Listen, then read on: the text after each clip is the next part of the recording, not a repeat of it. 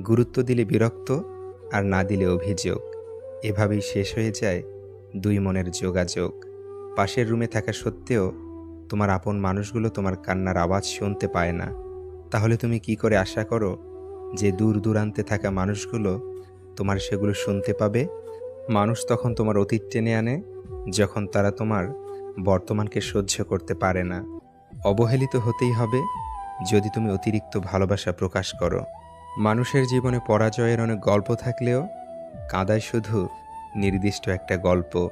একজন ভালো বন্ধু খুঁজে পাওয়া কঠিন, তার সঙ্গ ছেড়ে দেওয়া আরও কঠিন, এবং তাকে ভুলে যাওয়া প্রায় অসম্ভব। আপনি বিশ্বাস করেছেন, তাই প্রতারিত হয়েছেন। বিশ্বাস করা ছেড়ে দিন, প্রতারণা আপনাকে ছেড়ে দিবে। ব্যর্থতাকে ভয় করার বদলে চেষ্টা না করে বসে থাকাকে ভয় করো। যখন ফোন ছিল না, তখন বন্ধুরা জানতো কোথায় আড্ডা হবে। এখন ফোন আছে, কিন্তু আড্ডাটা আর নেই। বাস্তবতা কখনো সুন্দর গল্পের মতো হয় না, আর সুন্দর গল্পে কখনো বাস্তবতা থাকে না।